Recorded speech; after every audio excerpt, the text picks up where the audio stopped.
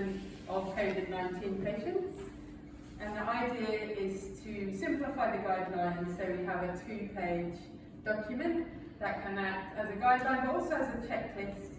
So when you're very busy, if you're overwhelmed, if you're very tired, you can make sure you haven't missed anything. And we're just going to emphasise some of the key points, and we'll leave you with some copies as well. So when a patient arrives in your facility, it's very important to triage them or do an initial assessment. And that's really important to do the vital signs, really to see how sick they are. So obviously we're going to assess airway, but then we're going to look at breathing, circulation, disability, working out their AVPU score. Does anyone know what AVPU stands for? AVPU, A-V-P-U. So sometimes we talk about the GCS or Glasgow Coma score, but the GCS is very difficult and we always forget. So it's too many numbers, too hard, and you're in a hurry. So we simplify it, we say AVPU. So A for alert, so if the patient is alert, talking to you normal, that's good. If they're not alert, we want to work out what will wake them up. So V is for voice. If we call their name and they open their eyes and they become alert, we give them a V. If we have to stimulate them, like maybe give them a sternal rub, or we're cannulating them something painful and they wake up, that's a pain, so that's P, and U stands for unresponsive, so if they're totally unconscious. So we like to consider that to be part of the vital signs. And then of course in Fiji, DEFG stands for, don't ever forget the glucose, because even if they don't know they're diabetic, they probably are. And Maria knows this because I used to say it every day in CWM, because half the patients weren't diagnosed but they're real diabetic. And remembering that a high sugar or a low sugar can make people very agitated or unconscious, so it's really important to consider that to be part of the initial assessment and the vital signs. Point number 2 is to assume everyone's COVID. Now, that sounds stupid because we're in a COVID facility. But when you go back to your normal places of work, maybe, and you have non-COVID patients, at the moment when the prevalence of disease is so high, we assume everyone is COVID. So when I go to the supermarket, I assume everyone in the supermarket has COVID at the moment. And that just means I always wear my mask. And for you in the facility, it means you always wear your PPE. And I know you're very good, you've had training and you've got some great people here reinforcing that. But that's point 2. Always protect yourself, assume everyone is infectious. Point number 3 is if you identify any A, B, C, D problems, you want to treat them immediately. Okay? So if there's a problem with breathing, don't go on and take the sugar, fix the breathing. So apply oxygen early. If there's a problem with a very fast heart rate and a low blood pressure, give them some IV fluids before you move on to D. Okay. Point number 4 is a respiratory assessment. So do they have respiratory distress or signs of a respiratory illness? Again, most of your patients will, because that's why they're here in this facility. But remember to do a proper respiratory assessment. So think about their work of breathing, think about their respiratory rate. So we're very bad at measuring respiratory rate. Why? Because it doesn't come up like a number on the monitor often, and we have to stand by the patient and look at our watch or whatever. So it takes effort. But it's actually the most important vital sign. And when we talk about deteriorating patients, it's actually the first one to change often. Whatever's wrong with the patient, if they have DKA, if they have MI, if they have worsening COVID, respiratory rate will go up first. Okay? Having said that, it's very important to think about their saturations, because we know that COVID disease can manifest as silent hypoxia. So they might look okay, not too bad, but their saturations are very low. So this is a real feature of COVID-19 disease, and we know it can happen in young people and they can deteriorate very, very suddenly. So it's really, really important to do a respiratory assessment, and we want to give them oxygen if their saturations are below 94%. And then we want to think, are they moderate, severe or critical COVID-19? And are they deteriorating or getting better, or what's going on with them? Okay? Point number 5 is that COVID-19 can coexist with other diseases. And I know that all your patients in HCU have other problems, and they remind me of the CWMED patients. They're very complicated. Most of them are diabetic, some of them have heart failure, they have all sorts of other problems. Why is this important? Well, 2 main reasons. One is their other problem may actually be making them sicker than the actual COVID is. For example, you have severe asthma, and you become very breathless, and your oxygen saturations drop, and you also have COVID. So some asthmatics, the trigger for the asthma is it's a cold, isn't it? It's a virus. What is COVID-19? It's a cold virus. So for some patients, they won't have COVID-19 pneumonia, they'll have upper respiratory tract symptoms from the COVID and severe asthma. So think about that. Think about, is it more asthma or more COVID? How can we tell? Well, we can look at the way the patient's breathing. So asthmatics, do they have a problem breathing in or breathing out? Breathing out, okay? So they tend to breathe like this. And what do you hear in their chest? Wheezes, okay. So that's the difference. Whereas patients with pneumonia or COVID-19 pneumonia will go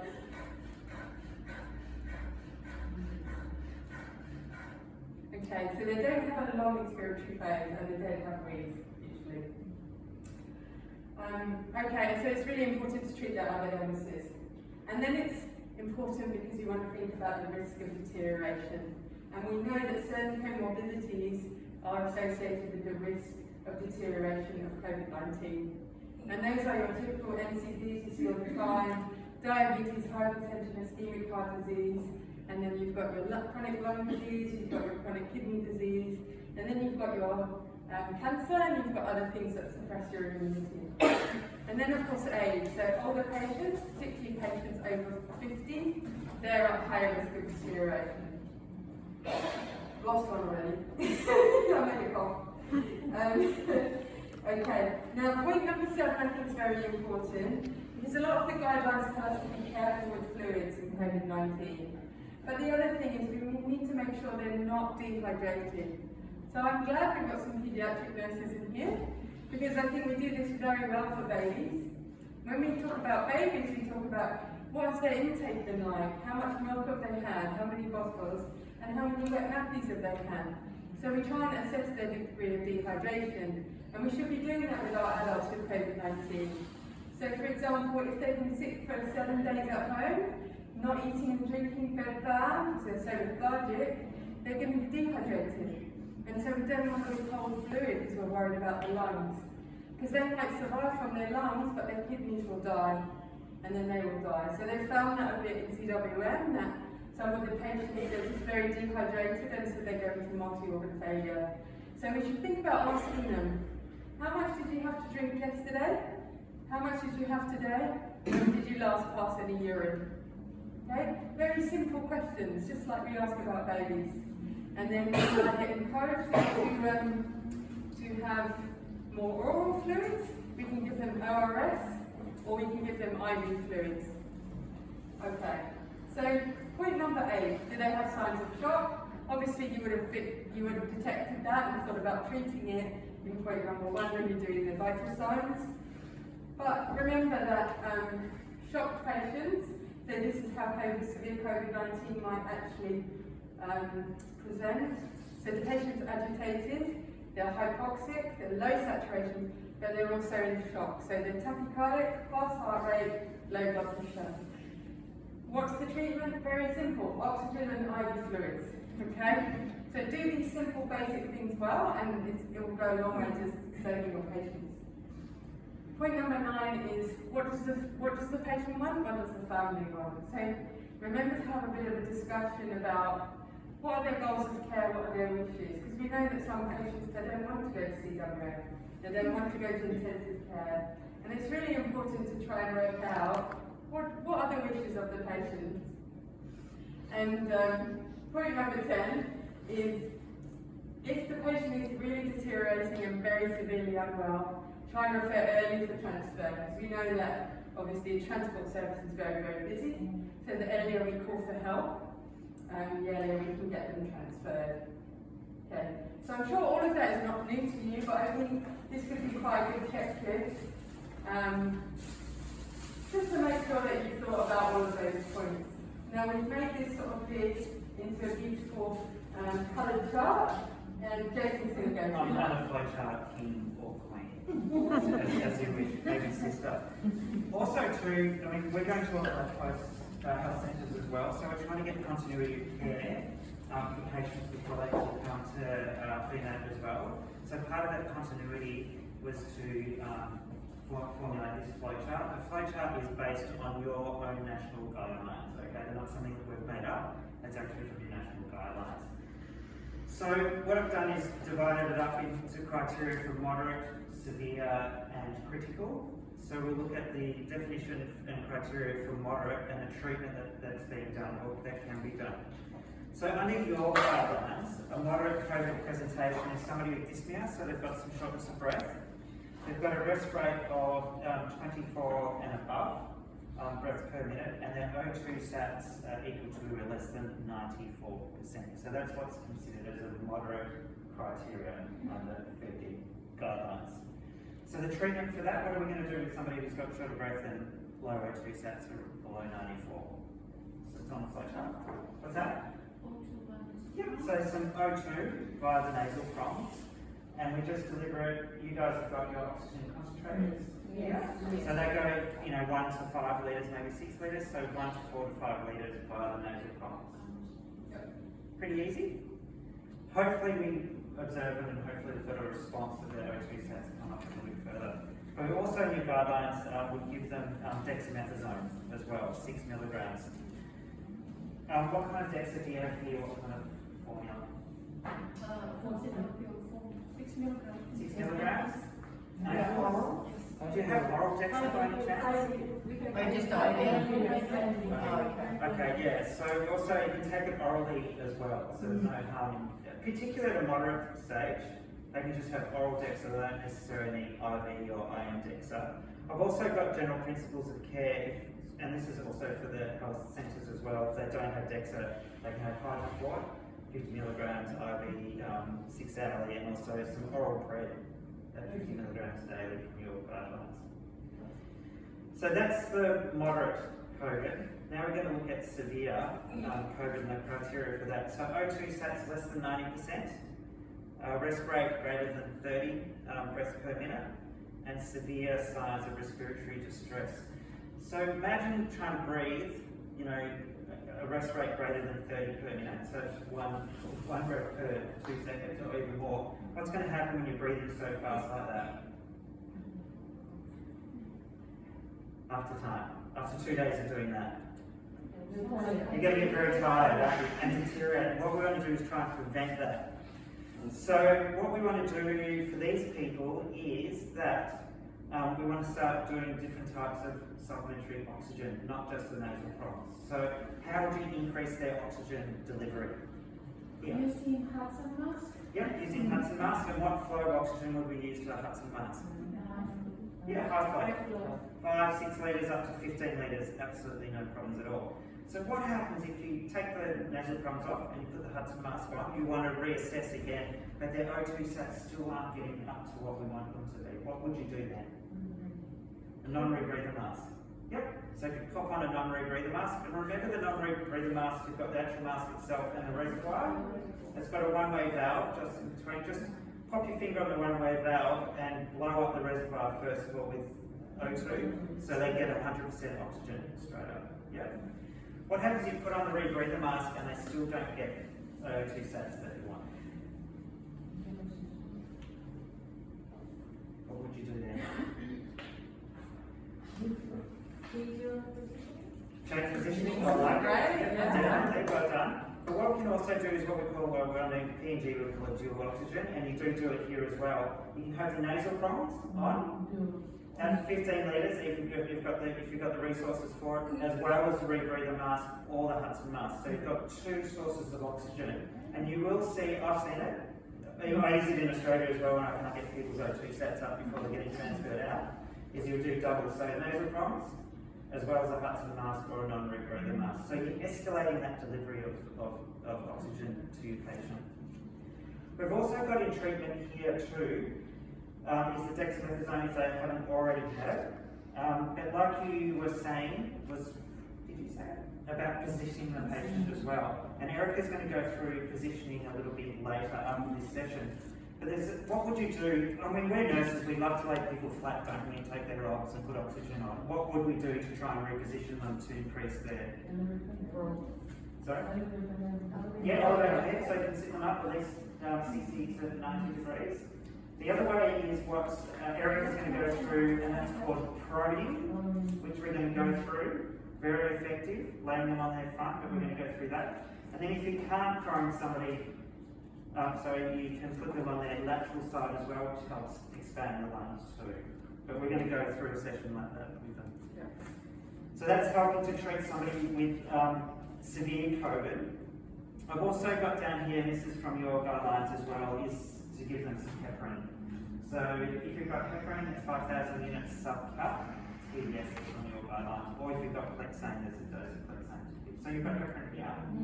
As well. Do you have Plexane? Yeah. Oh, you went in both, yeah. Okay, so it's 40 milligrams of Plexane. So they're things that we can do to try and prevent that patient from deteriorating to becoming critical, because that's what we want to stop from happening. So with critical, obviously they're in an acute respiratory distress syndrome, they're septic, they're shocked, and they require some life support treatment here. So we'd be doing treatment, I mean for me, when somebody crashes like that, I always want to get help first, call for some help. If you're out in the health post, obviously organise an urgent transfer, which you might want to do here to go to the main hospital as well. You can intubate, ventilate, IV fluids, we've talked about a little bit, we'll go on about that. Also in your guidelines for critical is to give some empirical antibiotics as well to cover for severe pneumonia, could be a possibility. If they haven't had DEXA, to give them the DEXA 6 milligrams IV or IM, heparin subcut or the Plexane, and they need to be continuously monitored. So for all these patients, there's one thing doing an intervention, but there's another thing to monitor them and to ensure that those interventions actually work in the first place. Because otherwise they'll need an escalation of care. So they're the three criteria that we want to go through: moderate, severe, and critical. And there's just some general principles of care as well that we'll just quickly go over. So we always want to protect ourselves, and the biggest way of protecting ourselves is wearing full PPE and an N95 mask. We want, for your guidelines, the target for O2 sats is around 94%. I'd be happy with 90 and above, particularly somebody who's critical. We want to do frequent observations, and like Dr. Anne says, my takeaway from Fiji, always do a BGL. We want a blood sugar as well, because we want to look at trends.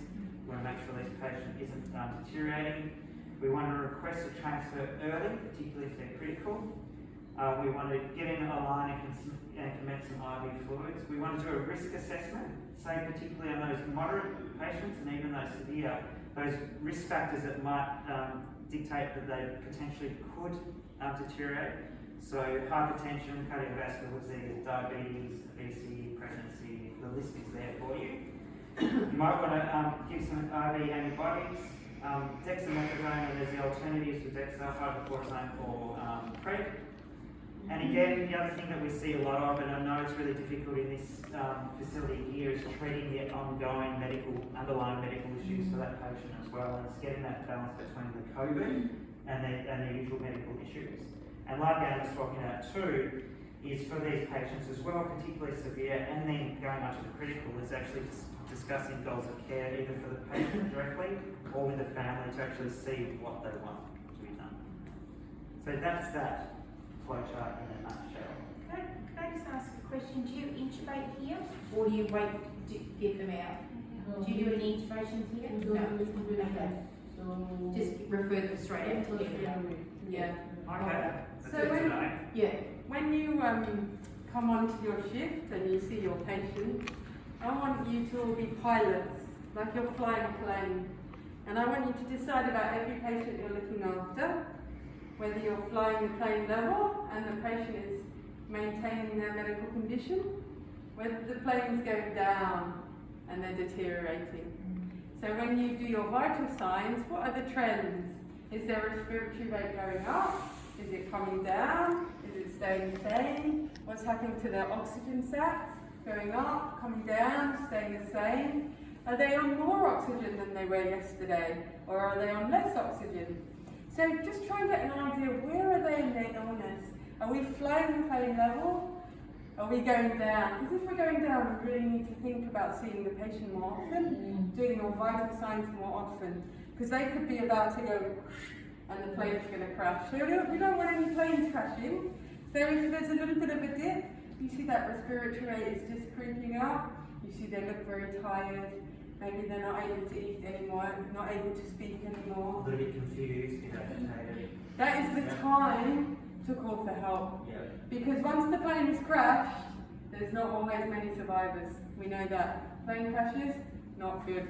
So maybe they're getting better, that's good, that's great. It's really nice to see our patients get better. But if you can see that things are just getting a little bit worse, that's the time just to think, okay, I'm going to go and see how that patient is in 1 hour. I'm not going to wait for 4 hours and they're opposite you. I want to see, how are they in an hour? What can I do to level up that plane again? Do I need to reposition them? Do I need to maybe change the oxygen over? Do I need to let the medical officer know? Because I know it's so difficult when you're in your PPE. It's so hard to deliver good care when, you're in your PPE, you don't want to spend too much time with the patient, you don't. It makes things more difficult. So I think we need to be more vigilant and we need to think, where is that plane? Are we on the level? Are we getting better? Or could we be about to crash? So what we're going to do now is we're going to just go through some scenarios so you can practice using these charts. Nothing too difficult, not a test, just a bit of fun. So we need 2 organics to come and give us 2 volunteers. Come on. I won't bite. Who's going to help?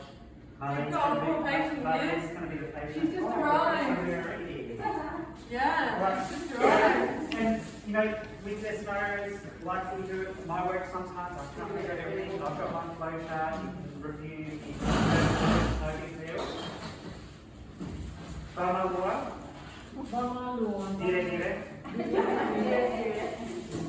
This is your little triage table. We have some things here. And we need one more. Come on. Organic. One more dos. Come on. Come on, one more dos. Alright. She doesn't bite. No. Here we go. Okay, all good. Okay. So Marlene is a 6-year-old female. She's presenting with cough, lethargy, and she's short of breath. She's at triage. She's coming. You can see, no big deal. So what would you do? How would you get it? And then we will triage. Yep. How would you triage her? What do you want to know?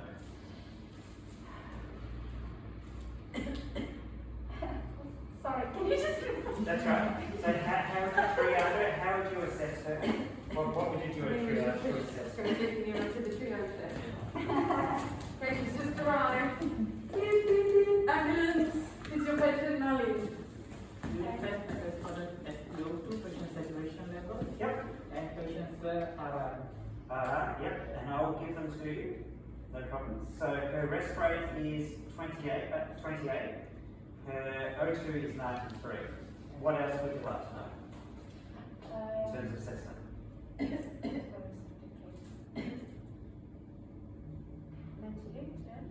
93 and 28 is her rest rate. you assess what with COVID. Potentially. What other things would you like to know about it? Because there's other things that you The do. blood pressure. Blood pressure? Yep. Yes, any comorbidities. Yep. Diabetes, you have to check sugar. Yep, okay, cool. So sugar is 5, BP is 110 over 60, heart rate is 110 over 60, heart rate is 90, Her temp is 37.5, and she's alert in terms of the APU scale. She's Alert. alert. Yeah, she's awake. Yes. Awake. Yep. You know where you are right now? Okay, at the hospital. Not always true. No, I'm kidding. So, what category of COVID would she be, and what treatment would you do for her? She would be in moderate. Moderate. Okay, so for a moderate COVID, what would you do for her?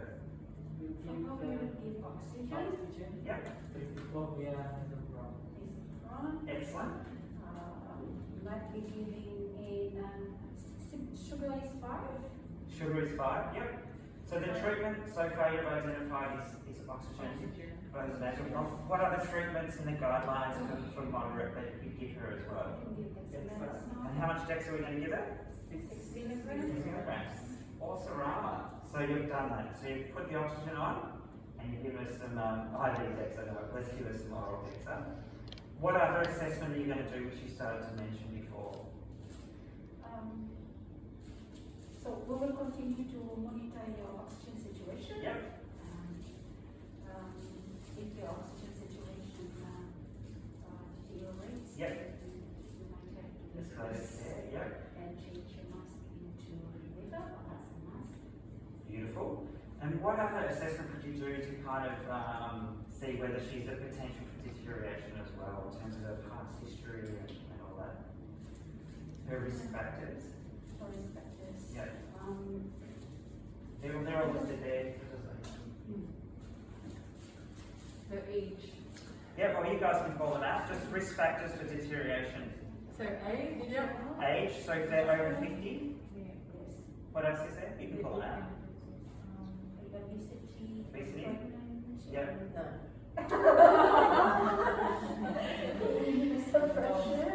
Immunosuppressed, yep. If you have any like chronic respiratory illness, then Yep. diseases. Then you probably inform the doctors to administer some different antibiotics if she deteriorates. Yep, maybe. So just with her risk factors, just staying on that, in female in here, I mean, you've got a lot of moderate COVID. They've been risk assessed, hopefully. And in my mind, if I was looking after them, I'd have those particular patients in my mind to keep an extra close eye on them for potential deterioration. To make sure their planes aren't going down. Yeah. Because they've got those risk factors, they've got cardiovascular disease, they've got diabetes, they've got obesity, et cetera, et cetera. So it's just good to keep it in your mind, a little red flag for those particular patients, because we see that they crash quite easily. Okay, so on with the scenario. So this has been an hour later. All of a sudden she becomes near. Huddle. बहुत huddle है. Short of breath. Confused, so we Yes. have to Yes. So what are we going to do for her? assess, get all the vitals down. Okay, so you're reassessing and doing vitals. What vital signs do you want to know about? Oxygen situation, heart rate, pulse. Excellent. Okay, so O2 sats are now 88% on 4 litres rather than nasal pump. Her rest rate is 38. Her heart rate is 110, so she's tacky. Her BP is 95 over 55. BGL is 4.8 and her temp is 38. Now, what category would that put her in for COVID? She's going from severe to coordination. No, she's going from moderate to To severe. severe. Yep, moderate to From severe. severe or moderate to severe. So she's going to severe. What would you do now? What interventions would you do for her now? Knowing that her O2 sat at 88 on 4 litres of nasal fronts, what would you do for her? So we change to Hudson mask. Yep, or a rebreather. And if that doesn't work, if her O2 sats are still low, what else could we do for her? Position the patient. Reposition the patient. Beautiful. Excellent. Increase the flow of O2. Yep, so we could do the double oxygen as well if it wasn't working with the Hudson mask or the non-rebreather. Yep. Administer dexamethasone. Yep, if she hasn't had DEXA. And what else can we administer for her? Since the GP is appropriate, you give fluids. Oh, fantastic. Good call. Yep. Yep, she might be touch, septic, so we're going to get the IV in and get some fluids into her, get the BP up. Hopefully see BP up, heart rate down. Yep. What else would we give her?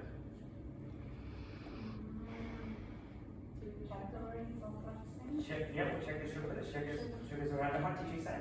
What was Yep, so she'd be candidate for heparin as well to try and prevent those clots from occurring. They kill a lot of people with COVID as well. Probably for her too, because she's slightly older as well. You've identified everything. Is that you said you talked about positioning, but we could potentially prone her as well, and we will talk about proning next. It's difficult to prone a confused patient, but if she is compliant, so it could be putting the oxygen on, she becomes less confused because her O2 saturations come up, then she'd be a good candidate to prone, which we'll do next, and reposition her. Also for her with her age as well, like we were talking about, is just discussing that with either herself, if she's competent, or her family members about her ongoing care and what's required. How much fluid are you going to give her? I have a question. What do you think? Anybody can answer?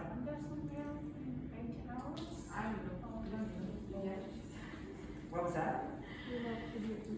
Are you looking at pediatrics? Your please. Yeah. There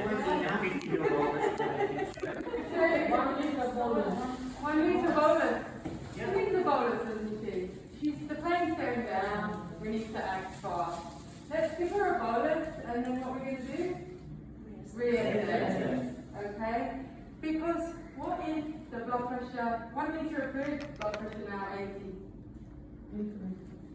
She needs more fluid, doesn't she? And what category of COVID is she in now? She's critical, isn't she? She's now got shock. Yeah. Okay, so really she's going into shock, which is why I like this endoscopy fluid, because again, this is all about thinking ahead of the flame traction. So we don't want to let the moderate become severe, and we don't want to get the severe become critical. So we need to do the simple things: treat the circulation with fluid, treat the hypoxia with oxygen. Okay, and then there's the dexamethasone and the heparin, and then there's the positioning. So that's really it, isn't it?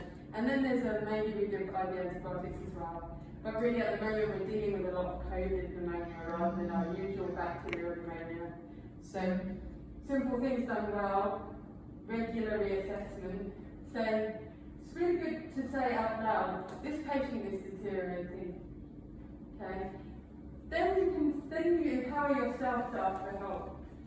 I'm worried about this patient. This patient is a deteriorating patient. If we don't act fast, she could become critical. Yeah, that's right. Okay. Because remember, this patient is somebody's mother, somebody's who, all this, that could be yours. And you want them to have the best possible care. Yeah, and prevention is better than cure. Because once they get really sick, they're very hard. It's very hard to stop the plane crashing. So let's be very vigilant, let's reassess, let's treat the problems early. Yeah. Yeah. So well done, you two. Yeah. So we've got one more We've got one more. We've got one more, and we need two other Tokani or Dost. This one's easy. This one's easy. The peds queen. Yeah, the pediatric queens. And their beautiful pink scrubs. Yeah, they're beautiful things, that's right. Okay, so this is going to be really similar, but it's a little twist. Okay, so Marlene is now 38 years old. She also presents with a cough, lethargy, and shortness of breath. What would you do at triage?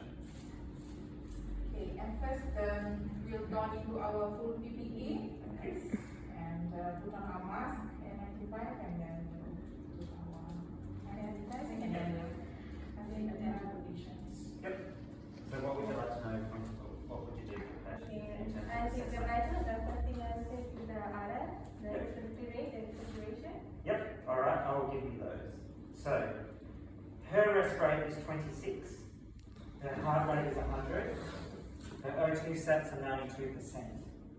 BP 125 over 70, temp 36.4, BGL 5.6, and she's all load. So O2 sats 92, rest rate 26. So what would that put her in category of COVID, and what would you do for her? We'll classify her as moderate Yep. COVID because of the respiration rate and oxygen is 92%. Excellent. And what interventions would you do for her? We put her on intervals, Yeah, nasal on, yeah. and we can give the Dexa. And we'll give us some DEXA. How much DEXA are we going to give her? 6 milligrams. Okay. You've gone ahead and done that. What other assessment would you do?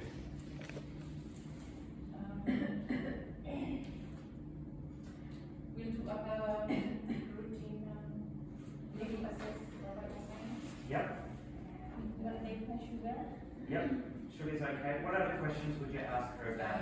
we'll ask the patient if she has any other past medical issues. Yep.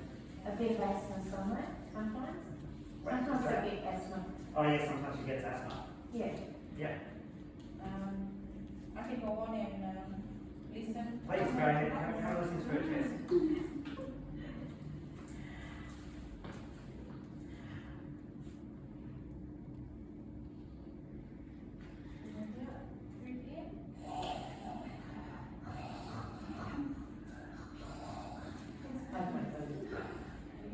Okay, so you listen to her chest and she's actually got widespread wheeze. What would you do for her widespread wheeze? Or suggested whatever. She has widespread wheezing. I can go on call my medical officer immediately. Yep. Extension. Okay, and what would be the treatment for her wheeze? Then ask the patient if she's on, since she has voice out, she has asthma. Yep. I'll ask the patient if she has taken any, if she was on any medications. Yep. Okay, so she usually takes medicine, but she doesn't have it. So what would you do?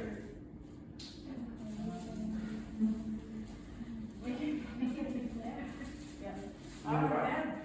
Did you say no? Okay. Okay, we're going to stop it there. Okay, We're going what- to talk about this. What is the problem with nebulizers? It's a aerosol. Ah. Well done. Repeat to the health centres where they're nebulizing patients in the middle of everybody and spreading COVID everywhere. Nebulize the COVID. Yeah.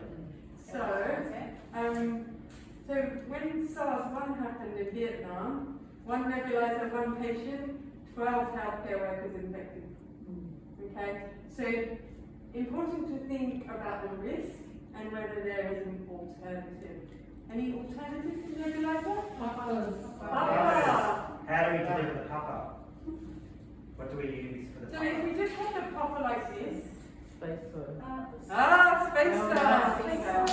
Do we have spacers in fever? Yes. Yes. Well done. That's great. Otherwise, have you made spacers before?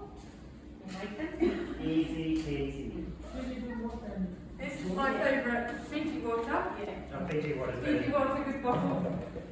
You make one cross here, you put the puffer in, you have spacer.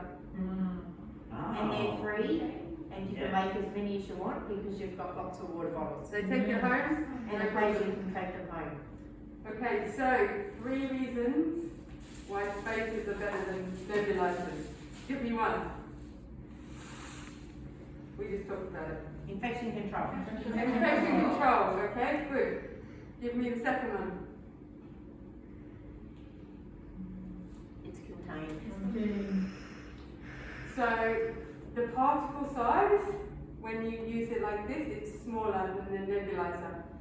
So that means it travels further down into the lungs and it works better. So if the patient is able to tolerate, it's much better than spacer, okay?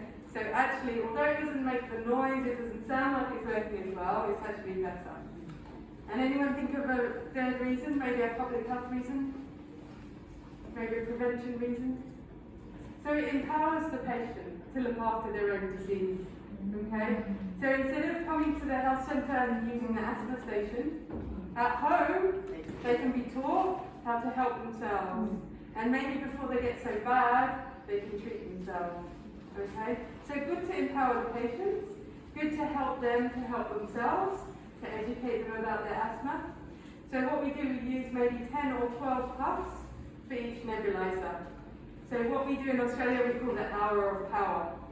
So we use 12 puffs, then we wait 20 minutes, another 12 puffs, wait 20 minutes, another 12 puffs. That's the whole hour, and by then usually even the really bad asthmatics are better. Okay? And for each puff, 4 breaths. Okay, so very easy.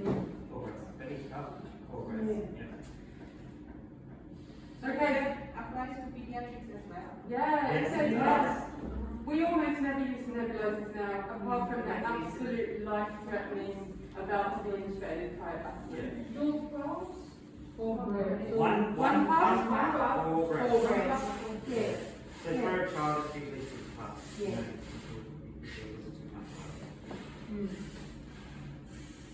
Sometimes I know, like working in PNG and Nepal and stuff, people think that the nebulizer is better, but it's good to give them education to say why this is better. Goes in. Yeah, Is those it further better? down, small particles further down. Because it's contained, eh? Yeah. It's not flying around Flying everywhere. around, Yeah. No risk to you, no risk to the other patient. Just keep The saying. one that is in now is the spacer, eh? Yeah. It's safer for the healthcare worker. It is. And for everybody. And the other patient. And the family at home, and all the other things. Yeah. So, back to the scenario. You've identified that she's got asthma. So now you've treated her with the 12 puffs via the spacer. 1 puff, 4 breaths. And what are you going to do next? So you treated her, and what do you want to do next? After treatment, then we'll be assessing. Beautiful. So you're going to reassess. So you've reassessed her. What would you like to know from the vital sign? The higher, the respiratory. So her rest rate is now 22. The O2 sats are now 98%. The BP is 130 over 75. Heart rate is 100, she'll be taken with the Benton on board. Temps 36, and she's alert. So her O2 sats are now 98%, and her rest rate is 22. What would that make her for her COVID status? She's not moderate anymore, is she? She's Mild. She's actually mild.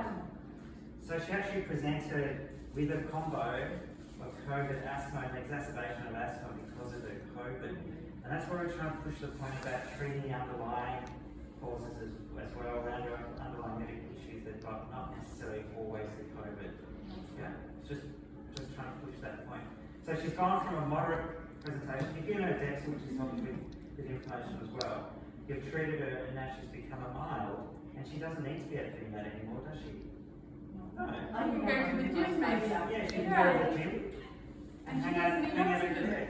And she doesn't need oxygen, that's right. Yeah, and she said she can walk to the toilet easily. Well done, Leah. Yeah.